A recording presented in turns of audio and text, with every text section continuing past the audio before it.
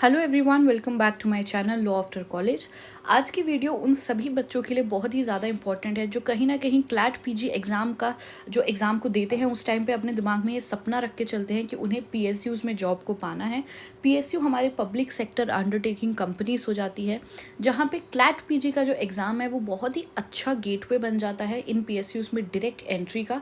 Right after your bachelors आप यहाँ पे जॉब पा सकते हैं। आज की वीडियो में बहुत ही अच्छी तरह समझेंगे कि पीएसयूज़ क्या होते हैं, किस तरह से आपको पीएसयू में जॉब मिलती है और क्या क्या आपको करना चाहिए, कितनी आपको रैंक लानी चाहिए, कितने आपके मैक्सिमम मार्क्स होने चाहिए एंड विथ दैट क्या क्या सैलरी की जो सैलरी की रेंज है वो क्या रहने वाली है इन पीएसयूज़ में, सबको समझेंगे इस वीडियो में। तो सबसे पहले स्टार्ट करते हैं क्लैट पीजी एग्ज़ाम से। क्लैट पीजी का जो एग्ज़ाम है उसको समझना ज़रूरी है, उसके पैटर्न को समझना ज़रूरी है। आपका एग्ज़ाम बहुत ही क्विकली इस पैटर्न को हम समझ लेंगे। आपका एग्ज़ाम जो है वो ऑफलाइन मोड में होगा। इंग्लिश में आपका पेपर होगा। 120 मिनट्स का आपको टाइम दिया जाएगा और 120 ही आपके क्वेश्चंस होंगे जो कि एमसीक्यूज टाइप में होंगे। एक ही सेक्शन है इसके अंदर। आपके जो क्वेश्चंस है वो पैसेज आएगा। पैसेज से लिंक्ड आपके जो है या तो 10 क्वेश्चन होंगे या तो 5 क्वेश्चन होंगे, उसके हिसाब से नंबर ऑफ़ पैसेजेस जो है वो एग्ज़ाम में बांट दिए जाएंगे। उसके बाद आपके करेक्ट आंसर पे आपको +1 मिलेगा, आपके रॉन्ग आंसर पे आपको -0.25 होगा। ठीक है, तो ये तो हमने समझ लिया कि हमारा एग्ज़ाम जो है उसका पैटर्न क्या है। अगर आपको पीएसयू में एंट्री चाहिए तो आपको ये एग्ज़ाम तो देना ही पड़ेगा। ऑलराइट, उसके बाद समझ लेते हैं कि जो हमारा सिलेक्शन प्रोसेस है इस एग्ज़ाम में वो किस तरह से होता है। क्या सिर्फ क्लैट की मेरिट जो हमारी रैंक आती है वही इंपॉर्टेंट है या उसके साथ और भी कोई चीज़ें होती है। और तो सबसे पहले तो क्या होगा, जो पीएसयूज़ हैं वो कुछ कैंडिडेट्स को सिलेक्ट करेंगे। किस चीज़ पे सिलेक्ट करेंगे? जो आपकी मेरिट रैंक आएगी क्लैट 2025 के अंदर। उसके बाद वो आपको इनवाइट करेंगे इंटरव्यू के लिए।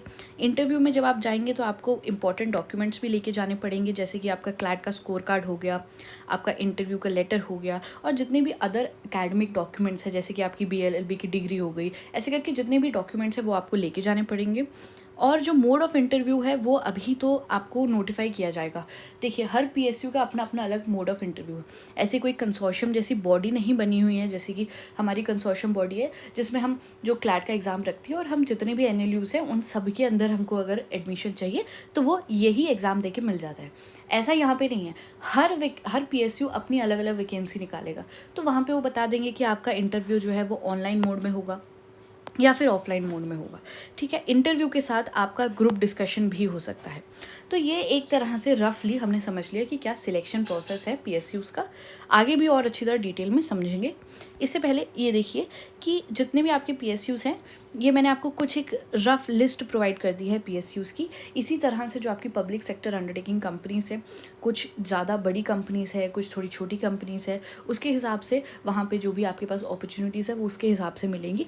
और भी कंपनीज़ है, ये मैंने बेसिकली आपको एक लिस्ट प्रोवाइड कर दी है। ऑलराइट, अब आ जाते हैं सबसे अच्छी चीज़ पे जो कि है कि आपको यहाँ पे कितना पे स्केल मिलेगा। देखिए, ये IOCL का रिक्रूटमेंट एलिजिबिलिटी का क्राइटेरिया दिया गया है। यहाँ पे उनका पे स्केल है 60,000 से लेके 1,80,000 तक। भेल का है, यहाँ पे इनका पे स्केल है 24,000 से लेके 60,000 तक। अपर एज लिमिट IOCL के एग्ज़ाम में 28 ईयर्स दी है जनरल कैटेगरी के लिए। थोड़ी बहुत रिलैक्सेशन 2 से 5 साल के बीच की रिलैक्सेशन प्रोवाइड की जाती है जो अदर कैटेगरीज है उनके लिए।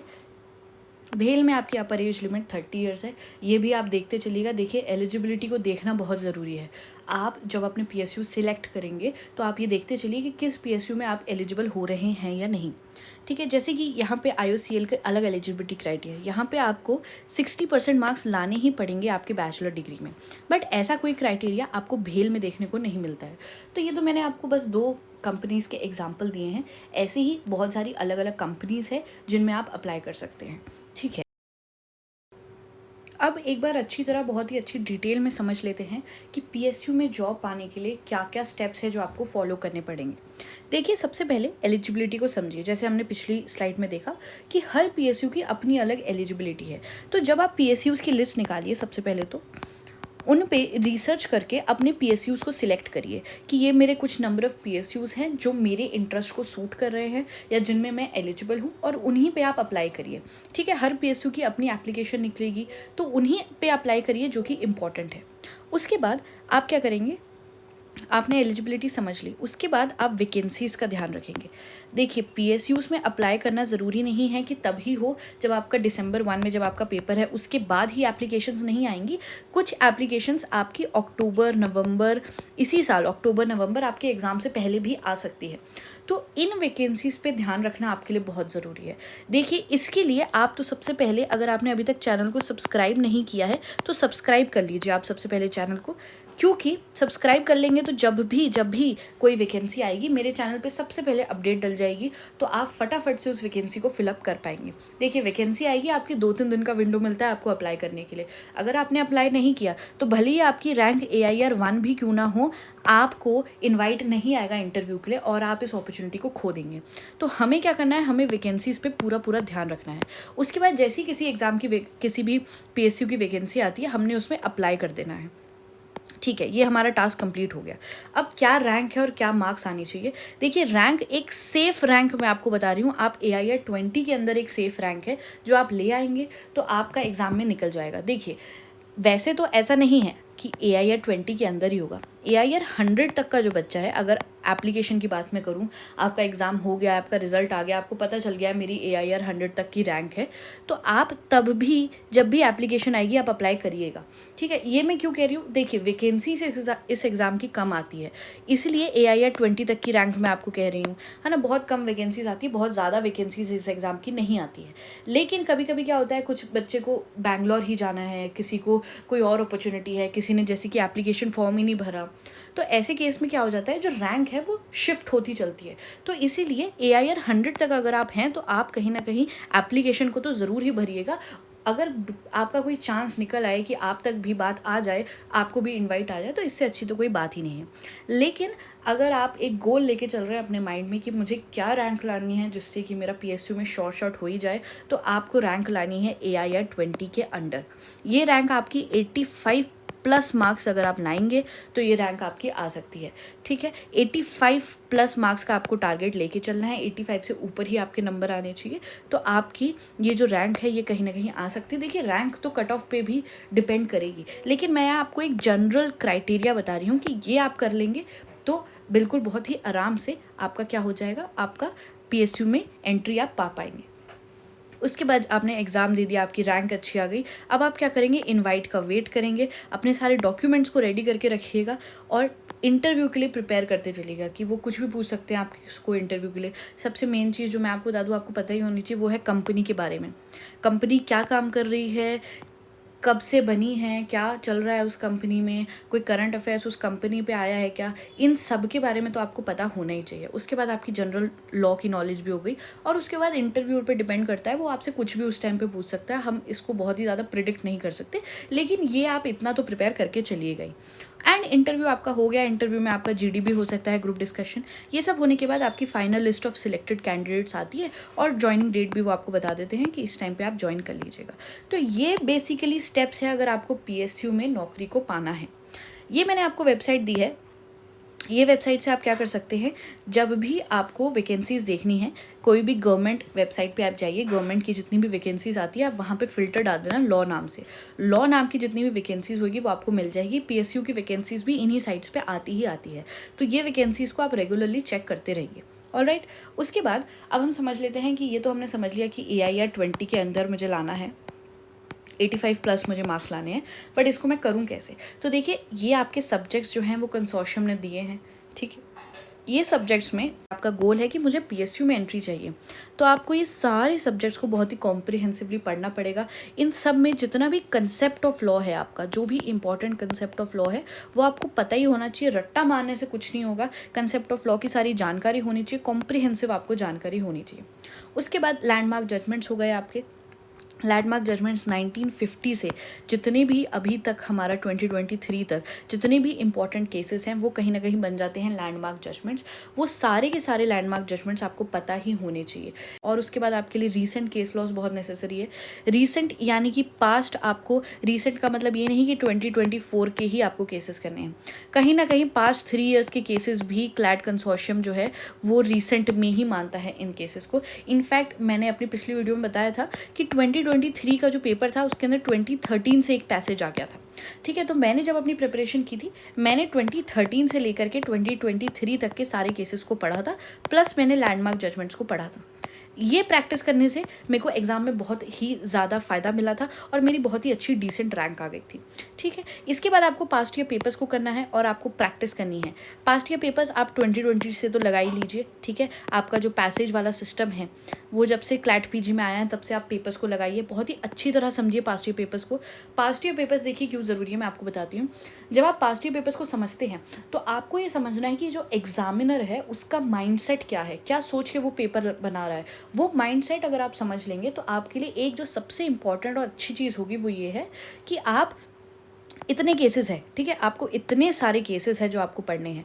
ये सब केसेस को आप आराम से स्मार्टली पिक कर पाएंगे और कुछ केसेस को आप इग्नोर कर सकते हैं फिर कि मुझे क्या पढ़ना है और क्या नहीं पढ़ना है। जब आप पास्ट ईयर पेपर लगाएंगे आपको एक रफ आइडिया लग जाएगा कि सबसे पहले तो एग्जामिनर कहाँ कहाँ से सवाल पूछता है, कौन से ऐसे सब्जेक्ट्स हैं जिससे ज़्यादा सवाल आते हैं जिन्हें तो मैं इग्नोर बिल्कुल भी नहीं कर सकती हूँ, या फिर कौन से ऐसे क्वेश्चंस हैं जो एग्जामिनर केसेस के अंदर पूछता है। क्योंकि केसेस में मैंने आपको कहा है कि केसेस आपको कॉम्प्रिहेंसिवली पढ़ने हैं। केसेस में सिर्फ रेशियो इंपॉर्टेंट नहीं है, सिर्फ बेंच इंपॉर्टेंट नहीं है, उसमें कोई लैंडमार्क जजमेंट का रेफ़र किया है, उसमें कुछ लैंडमार्क जजमेंट को, वो सब कुछ इंपॉर्टेंट बन जाता है। लेकिन ये कॉम्प्रिहेंसिवली कितना कॉम्प्रिहेंसिवली पढ़ना पड़ेगा, तो जब आप पास्ट ईयर पेपर्स को लगा लोगे तो आपको पता चल जाएगा कि आपका जो स्कोप है वो आपको कितना वाइड रखना है, ताकि आप परेशान ना होकर अच्छी तरह चूज़ और पिक कर पाए एंड आप अपनी प्रिपरेशन को बहुत ही अच्छी तरह से चला पाए और एग्ज़ाम को क्रैक कर पाए।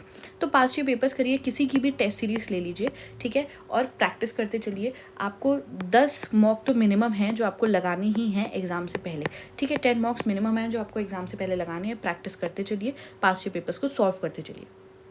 उसके बाद सबसे इम्पॉर्टेंट बात देखिए, कंसिस्टेंसी सबसे इम्पॉर्टेंट है अगर आप पीएसयू का सपना लेके चल रहे हैं। क्योंकि अगर आप कंसिस्टेंसी से काम नहीं करेंगे कि आप सोचेंगे कि मैं अभी तो थोड़ा बहुत ऐसे ही कर लेता हूँ, मेरा कॉलेज भी चल रहा है, थोड़ा बहुत पढ़ लेता हूँ, उसके बाद जब मेरा नवंबर आएगा या फिर जब मेरा अक्टूबर आएगा तब मैं अच्छी तरह पढ़ लूँगा। देखिए, इस टाइम पर अगर आप पढ़ेंगे ना तो आप एग्ज़ाम के इतना क्लोज हो जाएंगे कि आप पे ये ऑब्लिगेशन आ जाएगी कि आपको कुछ चीज़ें तो लीव आउट करनी पड़ेगी और आप कुछ ही चीज़ें पढ़ पाएंगे। ऐसे में आप सब चीज़ों को कॉम्प्रिहेंसिवली कवर नहीं कर पाएंगे।